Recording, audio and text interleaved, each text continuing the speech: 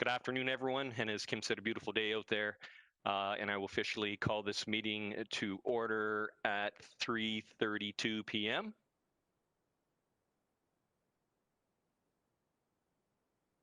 Are there any additions for today's agenda?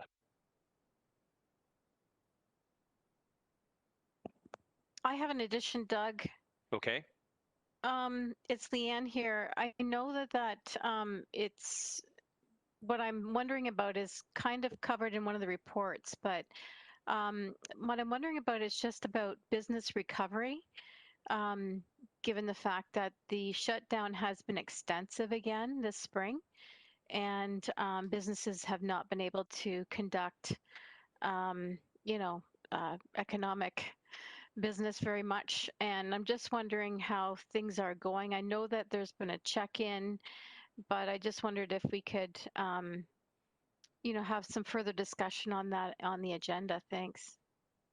Okay, thanks, Leanne. I think I'll put that under business recovery under 5.1 after Kim gives her update, if that's okay with you. Yeah, that's great. Thanks. Okay, you're welcome. Thank you. Are there any other additions?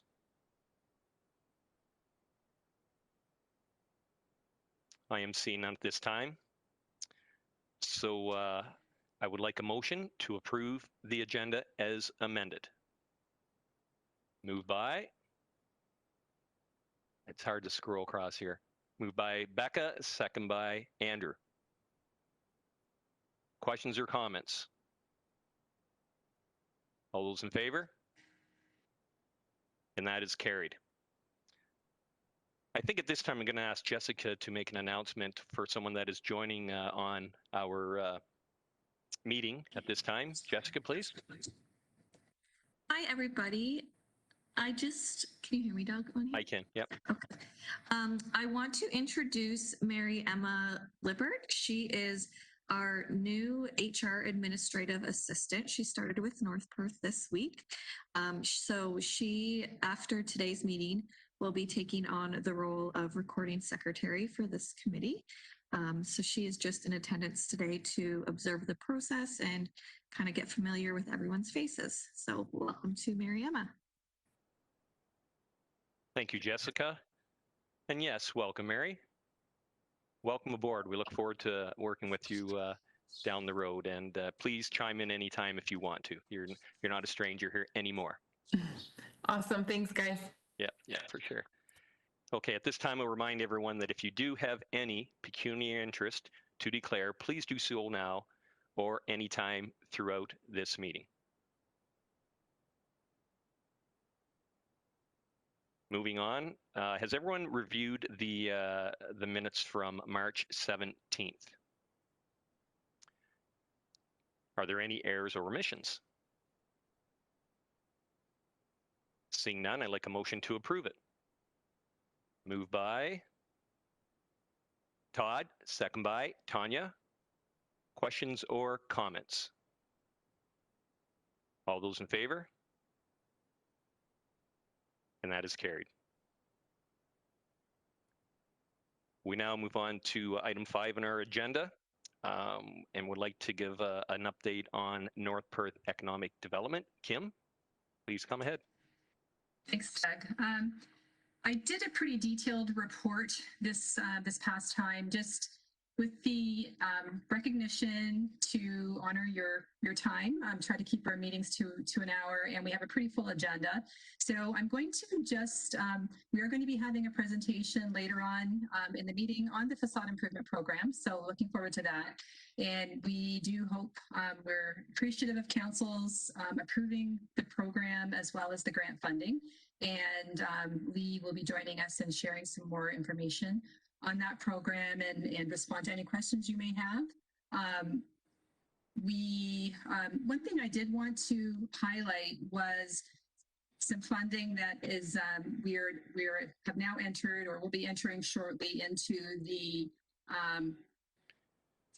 second round of funding for the fund. And I just want to let you know that that is something we'll be reviewing, and especially as we're reviewing now some of the priorities and strategic actions, we'll be looking to see if any of those areas, I mean, they do talk about infrastructure and spaces, but I think there's potential for it to align with some of the priorities that have been identified, both with our strategic plan as well as committee in youth, as well as public spaces and downtowns and different things for attraction and retention. So as well as some digital options. So we'll be looking into that, seeing if there's anything that aligns. We're only permitted one application per municipality, and I did give a little bit of information about the program in my report, and just I think I'll keep it brief unless there are any questions, and then I'll be doing more discussion on priorities later. Okay, Kim, thank you very much. A very thorough report. Does anyone have any questions or comments for Kim at this point?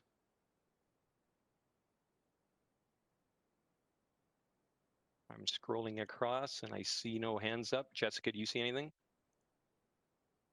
Okay, that's good. Thank you very much, Kim. Okay, moving on to our added item in our agenda, business recovery. Leanne, would you like to speak to this?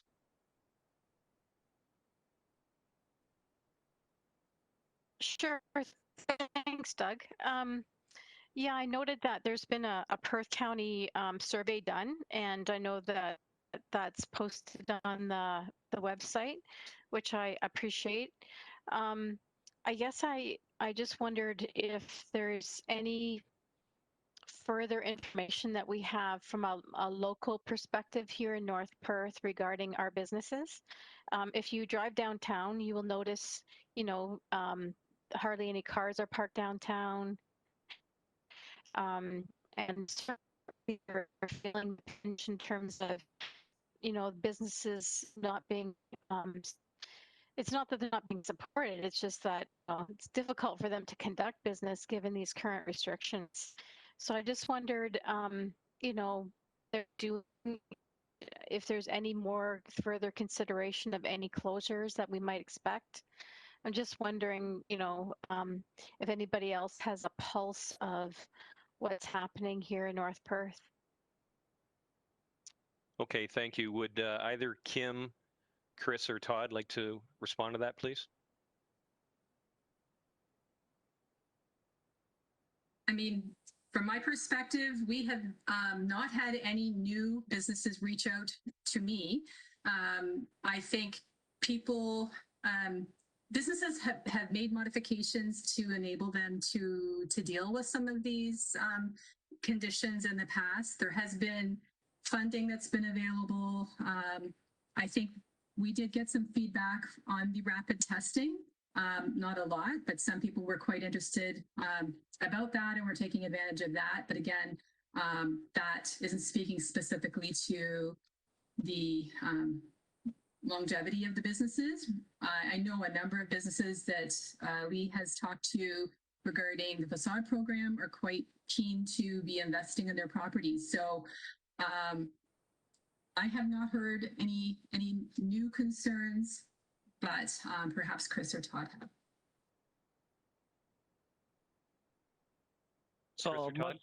So much like Kim, I have not had anybody reach out to me. I mean, I suspect the ones that are still hurting the most is the personal services industries, salons and such. But I know they're trying to do their best with what they can do. But I assume it's been very tough on that industry, as well as the restaurant industry is going to be. I mean, effectively, they've been locked down or shut down for almost a year and a bit now. So, but interestingly enough, it seems like all the times we reach out to businesses, for the most part, they seem to be surviving, which is good news. I sometimes wonder how, but they seem to be getting by. I don't know if Todd has anything to add. Mayor Todd, would you like to weigh in? No, I think, both Chris and Kim have portrayed our circumstances well. I continue to hear from those owners of businesses that are in the personal service sector or in restaurant sector. And certainly they're feeling some pain. it will actually be a real testament to our community if all of them do come through this. To be really direct, but I think that what I gather from talking to restaurateurs in town is that some of them are crazy busy. Pizza places, for example, have been crazy busy and had rocking years since this has started. Those who have more dining oriented approaches have struggled. And even though they can do delivery and they can offer takeout, um, many of them still are at below 50% of usual revenue and usual net revenue at this point. So it's not a particularly pretty situation for them. But as Chris said, they're surviving, and we'll see where that takes us. I think a lot depends on how much longer this goes on, and willingness to continue to put up with it is certainly waning. We're starting to see a lot more people chirping about how unhappy they are with the small business impacts. So we'll have to watch that. Okay, thank you, Mary. It Yeah. does, yeah, it does speak to the resilience of our community businesses if indeed they're able to, continue to float through this to, the best they can. So yeah, it's just good to have a bit of a um, just a taking their temperature, so to speak, to see where we're at with that, because it is pretty concerning. And I guess, as a counselor, I'm most concerned about the longevity of those businesses in the event that, we see people having to board things up down the road, right? And that certainly isn't a healthy downtown or business atmosphere at all. So yeah, just wanting to a little bit more extra information on that, and I really appreciate everyone's information. Thanks. Good. Thank you, Leanne, for adding that to the agenda. And of course, communication is a key factor. And if anything, we don't have to leave this until our next meeting. But if something does come that drastically needs to be addressed or whatever, we can forward on to this committee to keep everyone informed. Okay. All right. Okay, moving on in our agenda, item number 6, Perth County Economic Development update from Sarah. Sarah, you're on. Good afternoon, everyone. Thank you, Doug. I will just keep my report brief, similar to Kim, just wanting to be respectful of everyone's time and recognizing a jam-packed agenda. I'll just highlight a couple of the items, but I'm happy to take questions on anything in the report.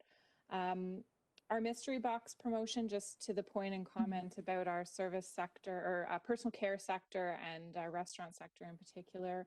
Our mystery box promotion actually received a lot of uptake and nominations, which was great. We had 135 nominations from the community. And to be honest, if I thought I was having a bad day, I could go in and read some of the stories in the nominations. And it was really quite heartwarming to hear a lot of the hard work and the individuals that were being nominated for a box. So we're in the process of pulling those together. Of course, we have summer students on board who are going to assist with the delivery, but we're obviously going to wait until it's safe to do so. So stay tuned for that and some additional maybe shout outs on social media around those items that are included. The business impact survey, as Leanne mentioned, concluded on April 29th. We're actually delivering a report on this most recent business impact survey at tomorrow's council meeting. The response rate was down a little bit from the previous one. It's sort of been on the decline over the course of the three surveys. I will say one thing that was encouraging, though, because I know later on in my report I've mentioned about the new Ontario Tourism and Travel Small Business Grant. For those businesses who seem to apply for the programs, they didn't seem to have a difficulty like going through the process, which I know was an item that was raised at this committee at one point, just some concerns about whether there were any barriers for businesses trying to complete the application process, whether it was too cumbersome. And from what we've heard, for those who have accessed these programs, it has not been. So that's encouraging that people are accessing that information. The final report will actually be up on our website tomorrow afternoon as well, so you'll be able to view it there. I believe it's also probably included in the council package by this point, which would be public, so you'd be welcome to access that on our Civic web earlier than tomorrow afternoon if you're really eager. And as I mentioned, our summer students have started, so we're excited to welcome Joe and Eileen to our team. Of course, in an ordinary summer, they would be everywhere across Perth County. Barring restrictions, we'll see what we're able to have them be out and about exploring the county and promoting everything. So you may see their faces at some point if that's safe to do so, but certainly their presence is welcome in our division to give us a helping hand in this busy time. And last but certainly not least, this item I'll mention, although not necessarily an economic development related item, it's an important item that the county is tackling at this time, which is our Charter for Diversity, Inclusion, and Anti-Racism. We're currently in our phase 2 of public engagement. So what has happened thus far is we've had a survey, we've had roundtables, we've taken all of that feedback to develop a draft charter. That draft charter is now available for public viewing. So we're encouraging anyone interested in the project or wanting to offer their input to visit perthcounty.ca/charter and follow that process to review the draft charter as it stands right now and offer any suggestions of anything we may have missed. And I'll leave it at that, I think, for my update. Okay, thank you, Sarah. And I believe that is open until June 4th, I think? You're correct, Doug. Yes. Yep. June 4th. Okay. So Good.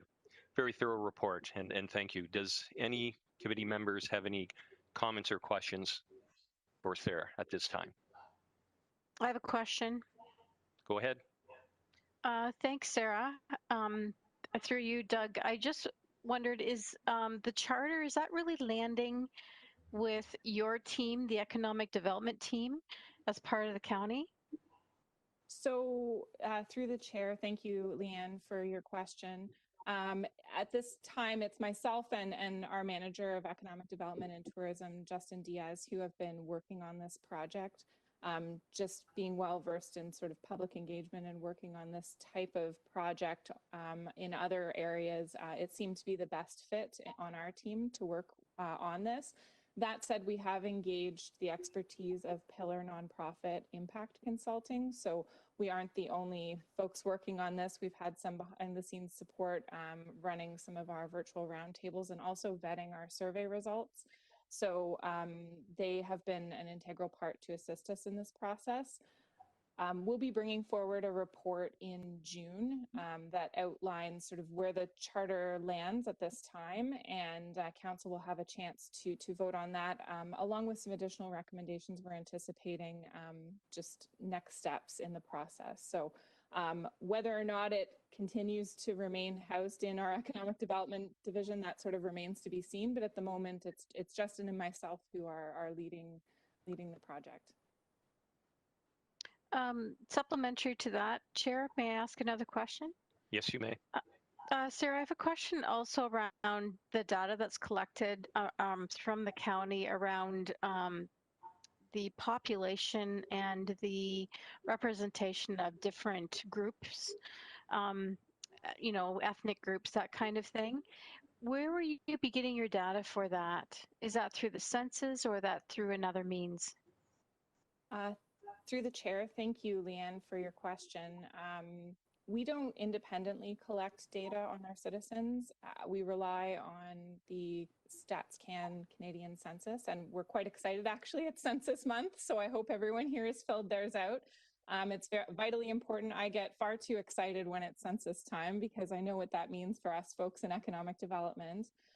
So we would be relying on census data, which of course at this point is a few years out of step with where we're at. So I think we'll be keenly interested to see the results. And typically demographic results are often one of the first to be released once the census is concluded.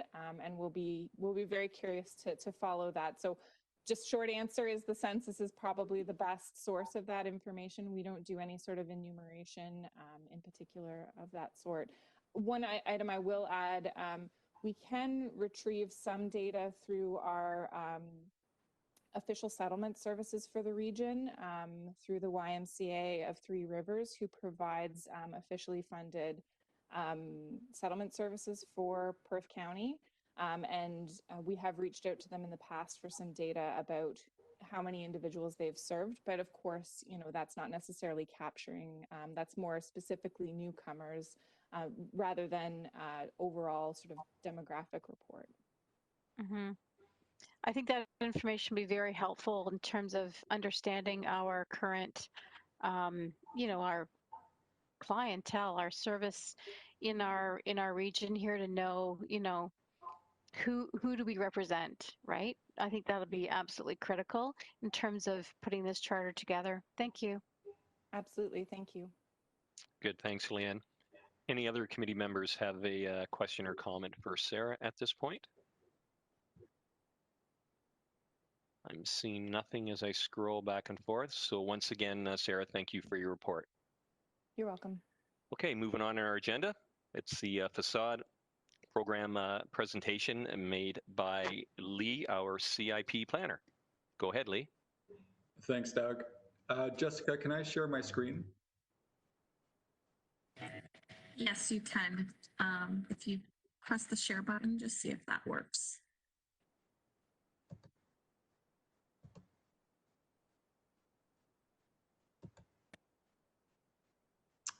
And can everyone see that?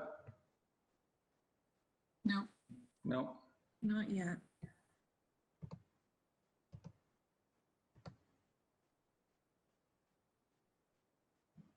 There we go. There we go. Great. Okay, so I'm just going to give you an update on our facade improvement program. So North Perth developed a community improvement plan in 2012. This is commonly referred to as a CIP. CIPs are a very common policy tool used in municipalities across Ontario. They're a great tool to help improve conditions in downtown communities. In North Perth, we use the CIP to develop a strategy for improving the conditions in our 3 downtowns. So that's downtown Listowel, downtown Atwood, and downtown Moncton. The CIP includes many different tools that can help achieve these goals. One of the key tools provided in this plan is the facade improvement program. For the last few months, we've been conducting research and engaging with the business community as well as residents of North Perth in order to develop our facade improvement program and begin implementation. The goal of the facade improvement program is to encourage renovations and improvements to storefronts in the downtowns, which will hopefully improve the downtown commercial space and attract more visitors and residents to participate in the local economy. The facade improvement program for North Perth will be providing a grant to businesses in the downtowns that will cover up to 50% of total project costs to a maximum of $7,500. The facade improvement program can include projects such as redesigning the storefront, restoring the original facade, repaint or clean the facade, replace or repair windows and doors, replace or repair canopies and awnings, modify entranceways, including improving or providing barrier-free accessibility, replace, install, or repair signage, install street murals or public art along the building's facade, and install flower boxes. So I'm just going to share a few before and after photos with you to demonstrate what the facade improvement program is capable of. So the following images are from the town of Minto. This is in Harriston.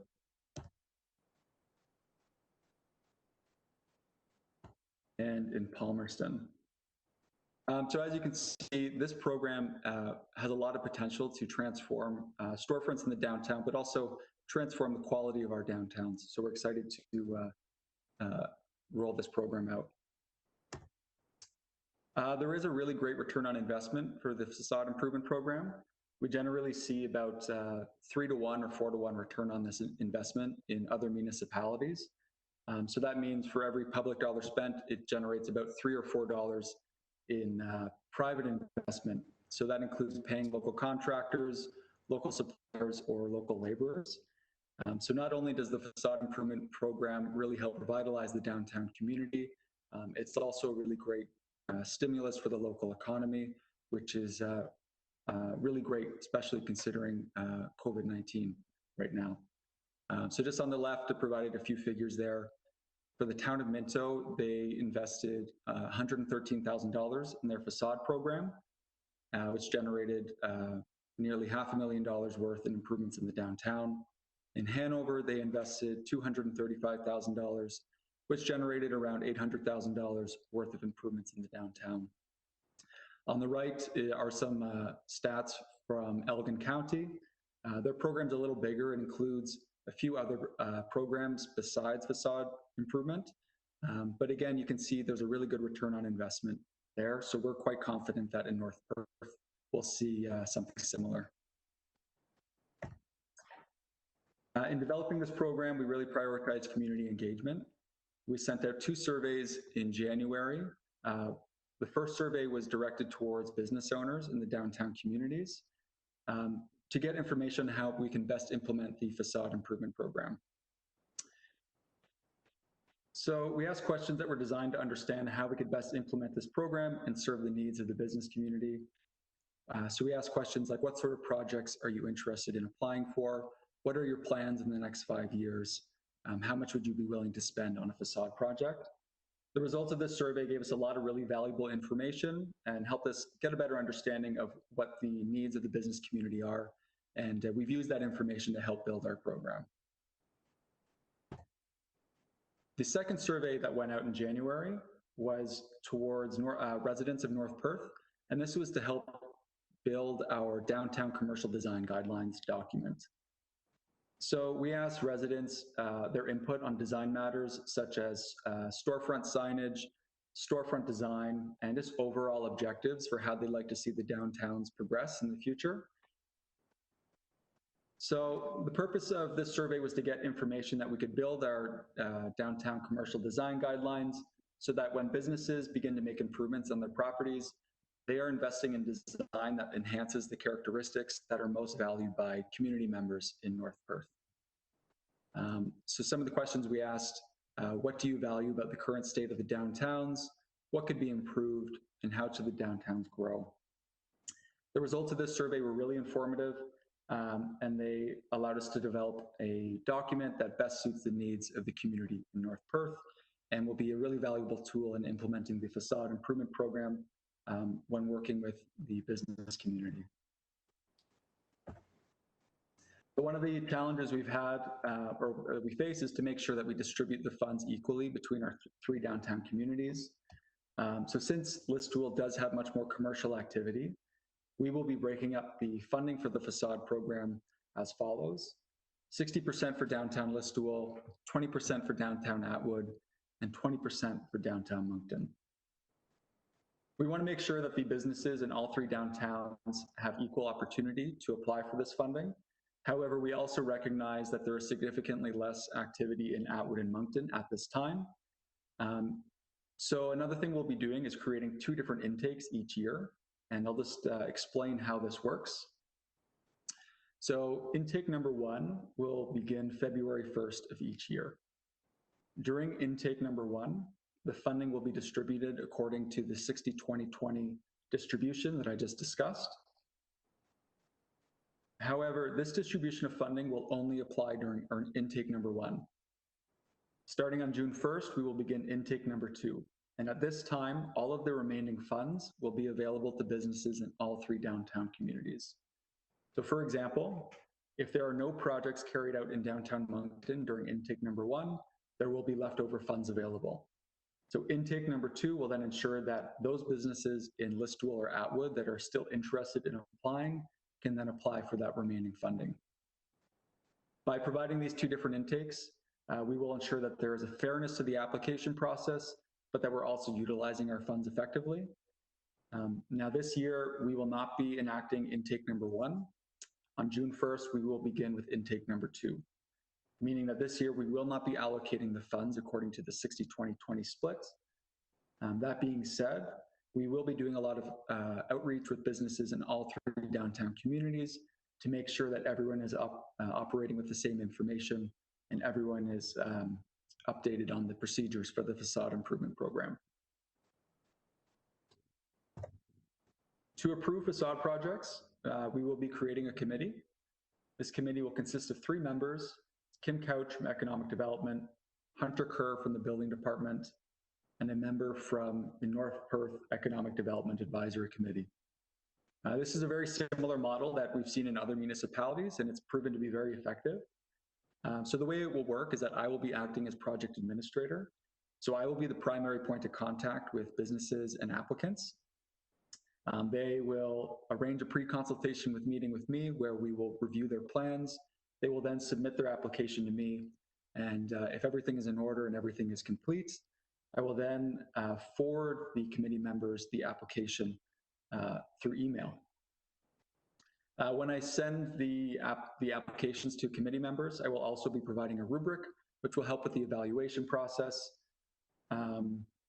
If the committee does approve these applications, they will notify me, and then I will notify the applicant and begin an agreement between the municipality and the applicant to begin the facade project. It's our goal to conduct committee review through email. We think that this would be easiest logistically, and this is how other facade committees have conducted their review process as well.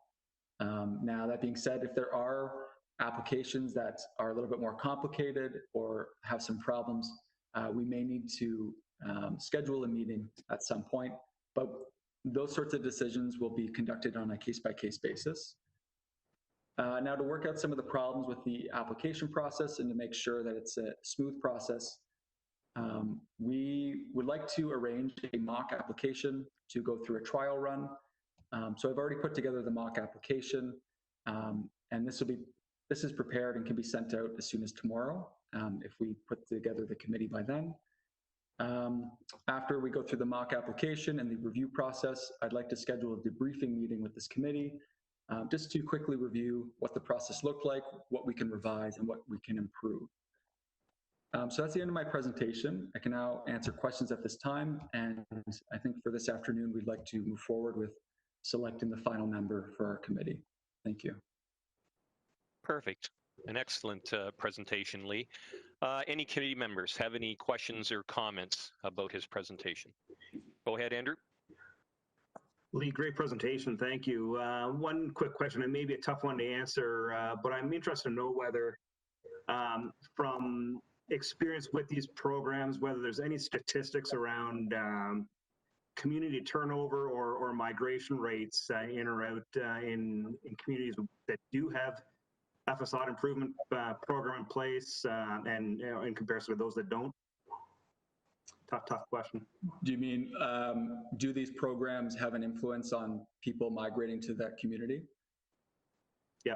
I don't think there's any information out there on that, but I'm sure there is a correlation, but we don't have any. I believe there is as well. So I congratulate your program. I think it's a dynamite one, and one that's certainly necessary to keep a community and going strong. Great. Nice question, Andrew. Thanks, Lee, for anyone else have anything for Lee? I'm scrolling through. Jessica, do you see anything? No, either do I. So I guess at this time to finalize this committee, we need someone to, or I'm asking someone to volunteer to sit on this committee. Do we have any volunteers at this time? Not everyone at once. And it can be elected officials or sector representatives. Yeah. I think it's just giving a good local business perspective on the applications is what we're looking for. Okay. Okay. Once again,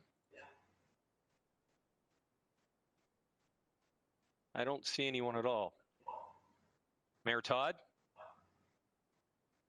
I'm certainly willing to serve. I just worry that in offering that service, it's taking a volunteer opportunity away from someone else who might be really interested. So, if anyone on this call is willing and interested, it'll be a fascinating experience, I'm quite sure. You are correct, and that's what I wanted to hear. So I was hoping that one of the non-elected committee members would step up. So, okay, I see. This isn't me. It's volunteering. One quick comment, Doug. I would love to. I just feel like there's potentially a conflict there, being a part of the business community, and may or may not be there. But I don't feel right sitting there. But I would have loved to. Otherwise. Okay, thank you. I'll move on to the next person. Becca. How much time do we think this would consume? Only with I have to write my CFE this year, so I feel like I have a lot of time that I need to study. Yeah, I don't anticipate it'll take too much time. Maybe the first couple applications, just because we're still making to figure out the process. But it'll really just be as we get an application, I'll send it to you. You'll just read it over and review it with a rubric. So that's really just a page of notes and comments. And then if that project requires a meeting afterwards, it'll probably just be a 20-minute meeting every once in a while to just check in and make sure we're on the same page. So I don't anticipate it'll take too much time. I think you'd be a valued asset, Becca. I think one thing we would like, and not wanting to focus I'll volunteer to do that. Oh. So you will volunteer? Oh, thanks, Doug. Okay.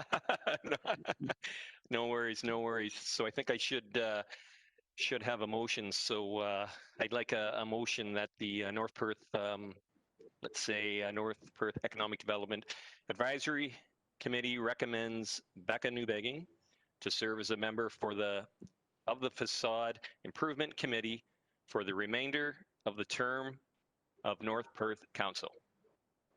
Do I have a mover and a seconder? That's moved by Andrew, second by Mayor Todd. All in favor? Congratulations. Thank you, Becca. Okay.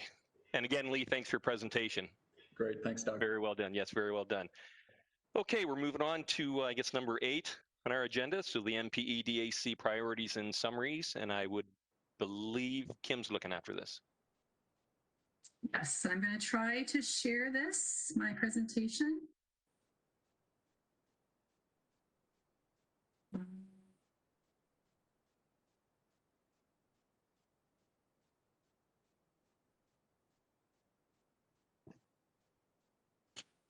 How is that? Everybody see that okay? Yep. Okay. So I'm just going to just quickly review the findings of our priority study exercise at the last meeting. I did share the first 2 summary results. That was pretty interesting.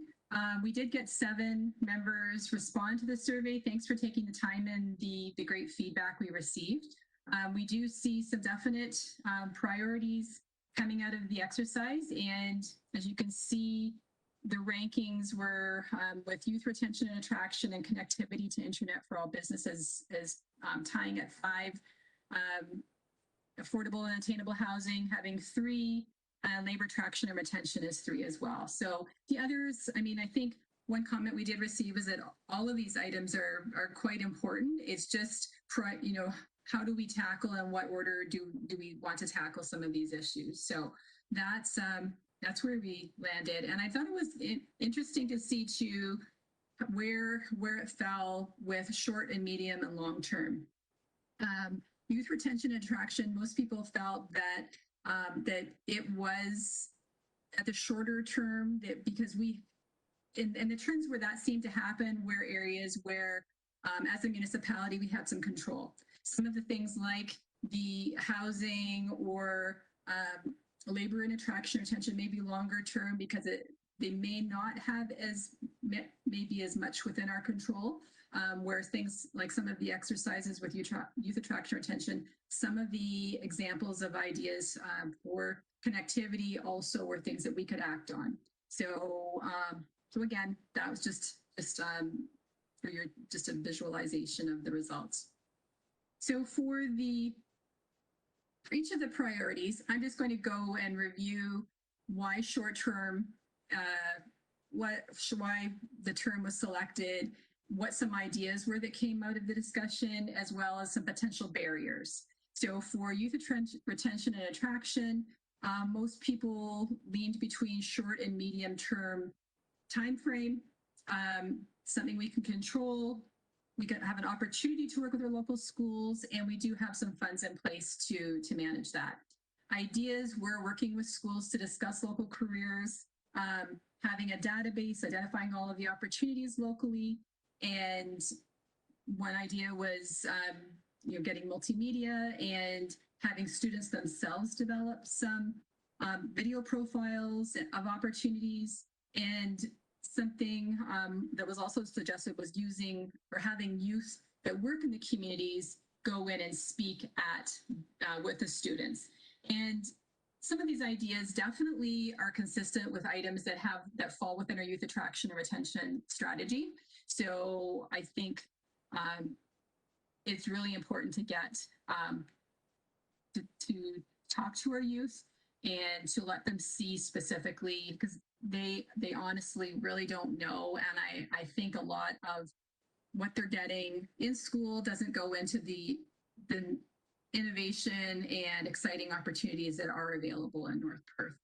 Barriers might also be the cooperation of the school boards and some of the teachers, perhaps old way of thinking it's important to do things maybe university versus trades, or some of their perceptions on what might be viable and good career wise we may need to do some informing and updating of the teachers of guidance so that they are aware of how many really good opportunities and interesting and viable careers there are, looking at different avenues. So tying in potentially apprenticeship opportunities with that as well.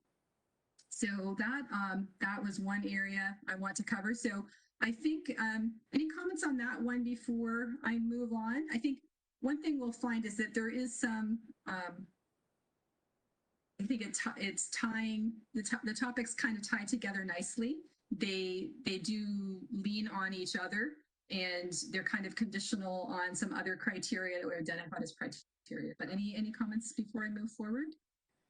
Questions or comments for Kim? As I scroll across. Jessica, do you see any? Okay. Leanne? Given the fact that it's so difficult to have access now to students, and that will continue to be the problem in the foreseeable future, there has been some effort to create videos. Is possibility to create videos on this content and share it with school boards, share it with guidance counselors? Just a thought.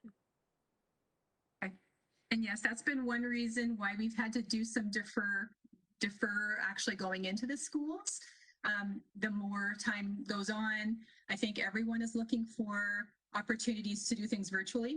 So having those tools that we won't always require a person going into the classroom, maybe videotaping them so that it could be used in the classroom.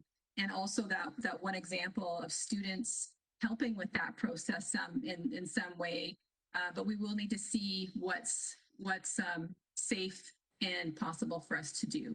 But I know that a couple of years ago, the county had helped in producing video profiles. I think there was specific funding for that, but that might be something, I know it was quite popular with the schools, that we might want to encourage further application and expansion. I don't know if that's planned at all, Sarah, but that I think the feedback we've had that would be really welcome. Just to respond to that, Kim, we don't have any current plans to film more at this time, but it was a very successful project and we received great feedback from our school boards on it. Just for reference, they do have those files, and it's my understanding they do get used, the ones that we've created thus far. Mm-hmm. Good, thanks, Sarah. Anyone else? Any questions? Or go ahead, Mayor Todd. Just comments. Certainly, I've heard from Kim Crawford, the principal at LDSS, who crows about the county's videos. So certainly they are in use, and the format was very appreciated. I think what we need to think about as a committee is how can we do this in sort of a guerrilla tactics kind of approach. And if we're going to do that, and generally when we use that term, we mean keep the costs low. If we're going to do that, then how can we facilitate this well? And certainly, I'm already thinking of some ideas of how we can do this with very low cost, and yet get the involvement of students and people in our communities talking about, um, various avenues to careers and so forth. So, look forward to it. Good. Thank you very much, Todd. Anyone else before Kim moves on? Go ahead, Andrew. Just a quick comment on the funding. I don't know how it has been done in the past, whether it was a municipally funded project or county, but I would speculate that if you were to go to the business community and say, we'd like to profile your company to all the youth around the area, and it might cost you $500, every business would jump at it. Say we'd happily pick that $500 up, but just a speculation. I can't speak for everybody. No, absolutely. Great comment. Kim, you'll take note of that? Yeah, absolutely. Yeah, I'm sure.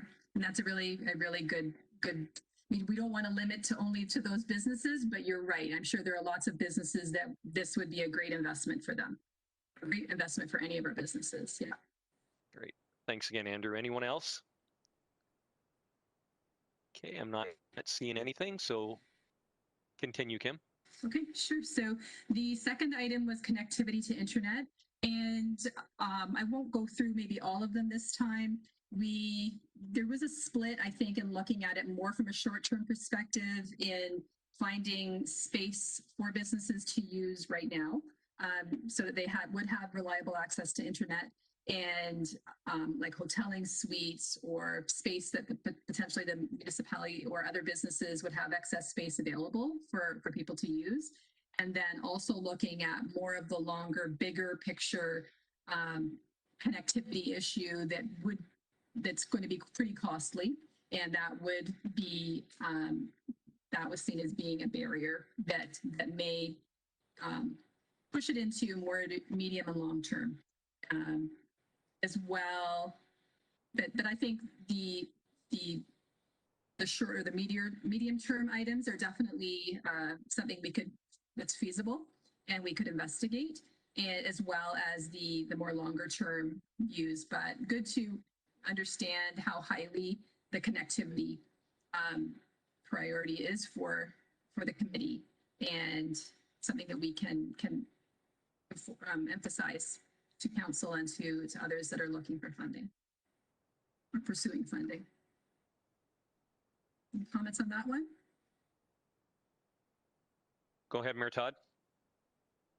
So just generally, there seem to be a lot of announcements coming out of both the feds and the province with regards to high-speed internet funding for infrastructure.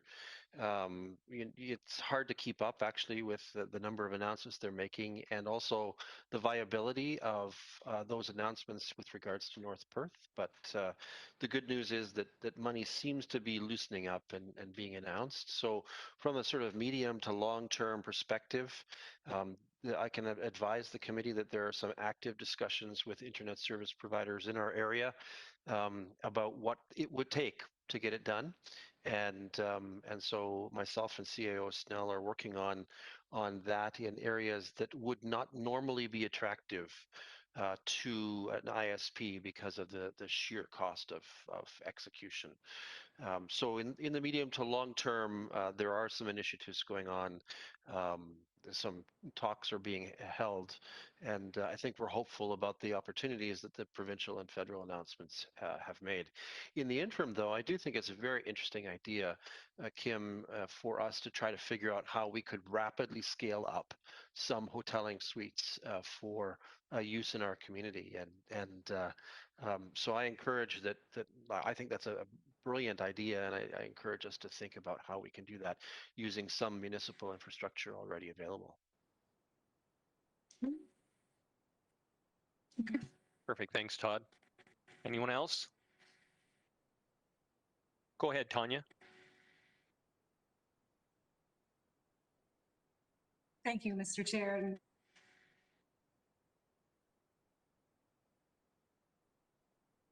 There's that connectivity.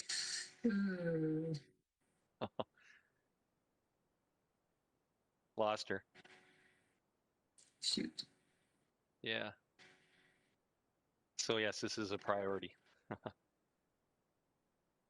It always happens. It happened at a council meeting 2 council meetings ago, the presenter. So Tanya, you there yet? I don't see her. Can Tanya try and turn off her screen? Or does that make a difference? I'm not sure. She started speaking and then, yeah, I like she's on here, right? Mm-hmm. Jess? Yeah. So there she is. All right, Tanya, try again. So I'm assuming you guys didn't hear anything I said. Nothing. So, so it was about internet stability and how important it is, especially in these times that we have connectivity. Yeah. I appreciate Mayor Todd's comments there, but it's kind of funny that it just conked out on me here. But what is the outlook for the medium and long term? Is there anything, I guess, immediately that could happen? I know it takes businesses and infrastructure and all that to happen, but how soon do you think this is going to happen for our community? Go ahead, Todd. Okay, so upshot overview, SWIFT project has made announcements in Perth County. SWIFT was always going to be limited by its budget, but the promise was to get between 10 and 30% of the fiber need into the ground in southwestern Ontario. And in Perth County, there's an investment from SWIFT of about $5.5 million, which is augmented by a 30% share by the ISP. So total spend is probably around 8 million, 8.5 million.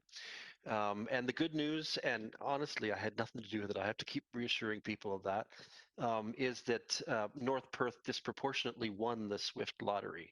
So SWIFT projects will include 3 projects of 5 in North Perth. Those 3 are Elma Township from the south boundaries of Listowel to line 72, including Donegal. That will get done in this SWIFT allocation. Then from there, including Britain, there's a project also on that same side of Elma Township, including Britain, that will also get done. And then they are going to bring, Whiteman is going to bring fiber to the villages. The loser, if you want to call it loser, but there was no application made by an ISP to SWIFT for a project, was Wallace Township. And so Wallace remains the sort of largely unserved area. And this is the conversations that we've been having, CAO Snell and myself, pertain to Wallace Township and getting Wallace done. And we certainly do have a sense of what that will cost. It's pretty dear, but nevertheless, you know, there's a passion on all of the participants who are party to these conversations at this point, Tanya, to try to get Wallace done. But the good news is that we did really well in the SWIFT lottery, and most of the east side of Elma on the east side of 23 is going to be done right down to the line 55, which is, I think, an excellent good news story. Though that will happen in the next 2 years. And if we were able to score funding for Wallace, we're talking about a 2 or 3 year window there as well. Thanks for your comments, Mayor Todd. Tanya, does that help you out there a little bit? Yes, thank you. And how ironic that my internet crapped it. That was timely. No worries. Thank you. Thank you. Thank you very much. So communication is everything for sure. So, okay, Kim, continue. Okay.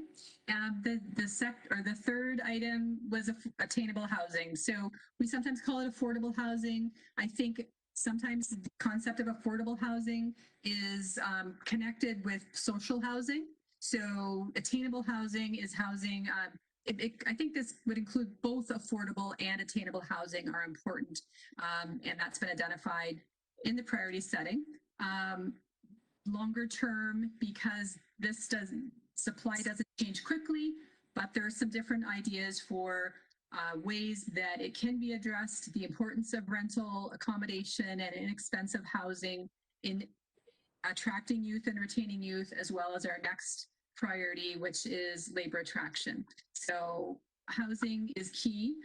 It is difficult sometimes to move the needle quickly, but I think we see it as a significant priority already. But it's good to know how important it is to the advisory committee, and we'll definitely keep that in mind. Perfect. Okay. Any comments on that? Questions or comments?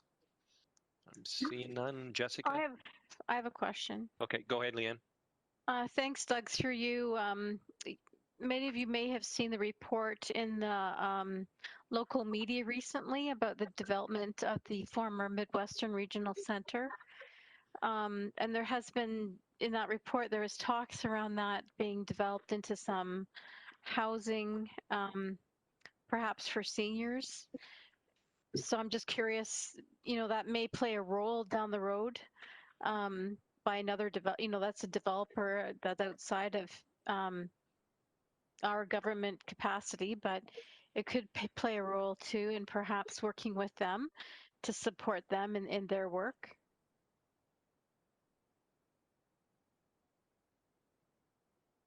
Go ahead, Todd. So certainly I've seen that article, Leanne.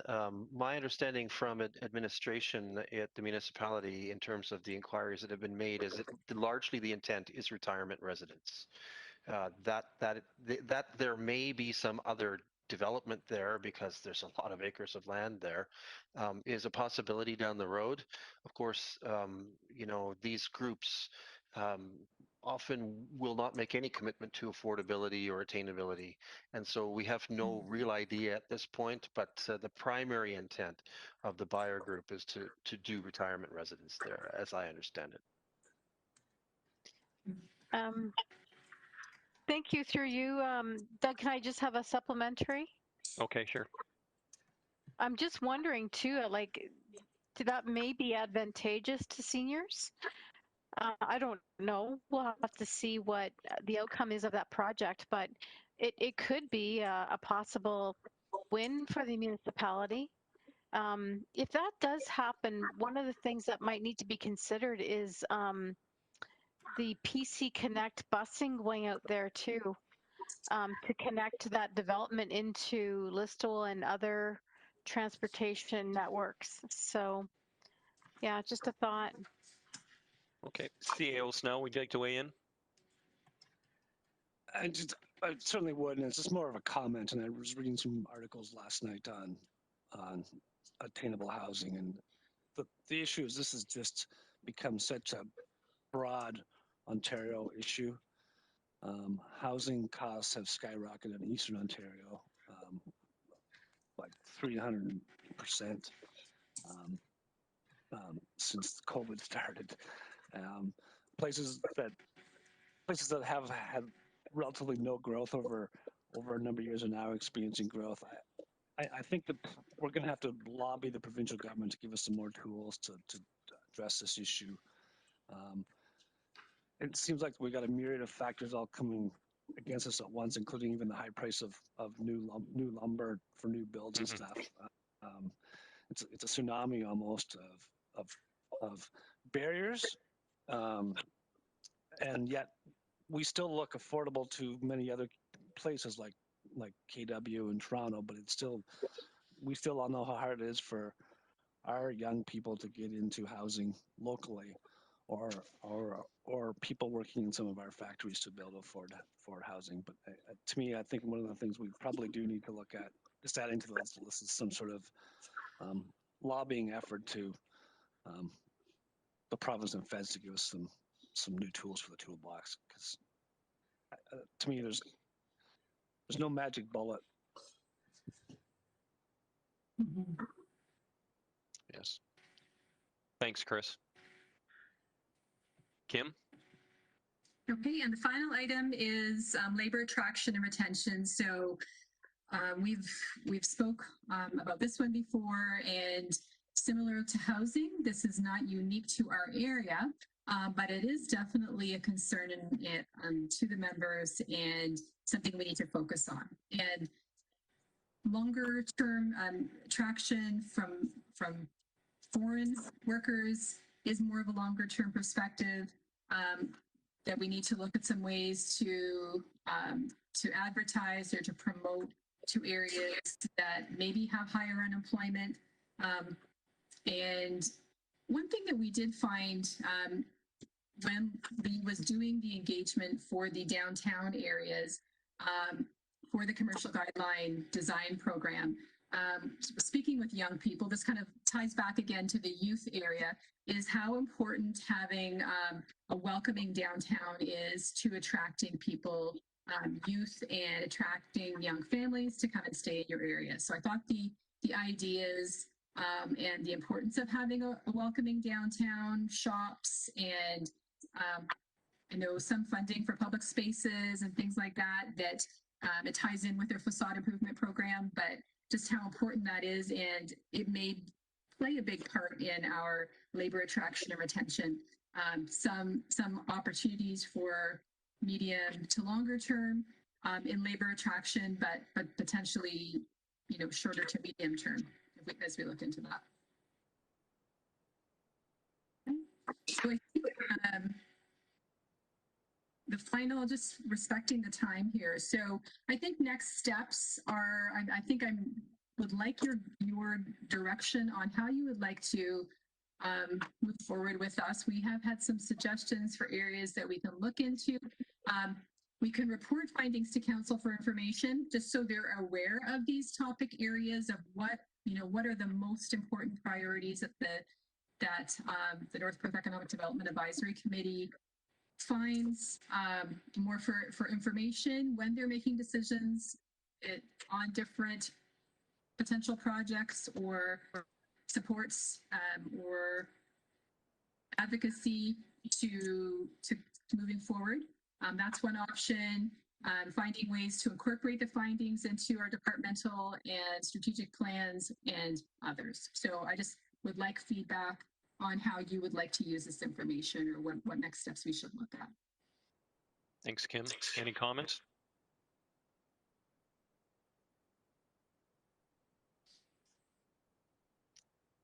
Not seeing any.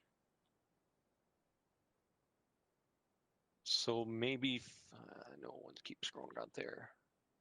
Mayor Todd, you don't want to weigh in on this? Okay, so I think maybe what we'll do, that's good, Kim, is maybe receive this report as a committee and then take it to council for further discussion, if that's okay. So if I could have a motion for that, please, to bring the NPEDAC priority summary report to council. Moved by Tanya, second by, close my screen again. Someone just say something, I can't get through here. Becca. Okay, Becca, second by Becca. Thank you, my screen's back up now. All those in favor? That is carried. Thank you for your presentation, Kim. Very good, very, very informative. Okay, if we're done with item 7, or I'm sorry, item 8, meeting dates moving forward. Does this day work well for everyone, the third Wednesday of the month, or do we need to change it to the second Wednesday, or is everyone comfortable with what is going on and the time? Any questions or comments on this? We're just trying to accommodate everyone the best we can. Understand you can't always make them, but so far it's been pretty productive. Are we fine with what we have right now? Okay, I'm not seeing anything, Jessica, are you? Okay, if there is, you can go offline and shoot myself or Kim an email, and we can go from there. But that's fine. We'll keep it the way it is. Okay, so I think that's it for this meeting. If there is nothing other business to discuss at this time. Sorry, Doug. Yep. I just wanted to raise the question. The next meeting is scheduled for July, and I don't have the exact date. I think it was July the 21st. Oh, right, yeah. But that some times I know economic development has deferred the meeting for July. We, in our terms of reference, we're to meet 5 times a year. Yep, And right. that would make it 6. So it's just whether the committee would like to meet in July or whether they would like to, and if anything of importance, we could send a report, or whether you would like to meet or defer till September. That's really up to your decision. I have no problem deferring to September, and if something comes up, then at the call of the chair, we can call a special meeting. Okay?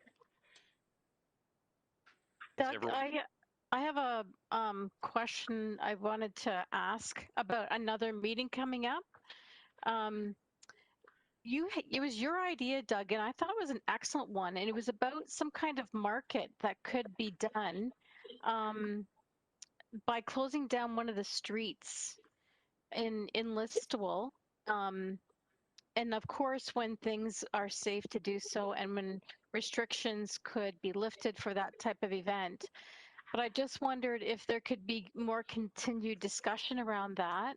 But if we leave things too long, then that type of opportunity could be, lost. So I don't know. I'm just wondering about that.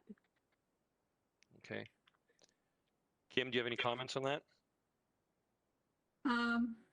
I think it would be valuable. I think we would definitely need to make sure. I mean, I understand it would be outside, so that would be good. But I think it may be difficult to meet the safety guidelines even as we as tentatively reopen. So it may be a bit of a challenge logistically to do that safely now. I do think it would be a good opportunity. I know sometimes the outside events, we have had local businesses that rent property, although it attracts to the downtown. Sometimes they're not, we don't always have positive responses for things, although I do like the idea of testing or piloting, closing a street to have a festival or an event. However, that's a huge undertaking. That would take certainly a pretty big undertaking for us to pull that off, and to promote it and to do that, I think it would take a number of months. So that's just my initial comment and feedback on that. Although I do think looking for opportunities for festivals to help draw to the community, I think would be really valuable. It's definitely something for further investigation, for sure. Like I know I attended on the weekend. I'm not sure if anyone else did up at the at Parkview Gardens there with the 2 trucks there, and I can't believe how many people were there, and everyone was doing pretty good at social distancing and that, but I think it was a very huge hit. Yeah. Okay. Yeah. Great. Okay, Leanne, you're okay with that for now? I can't hear you.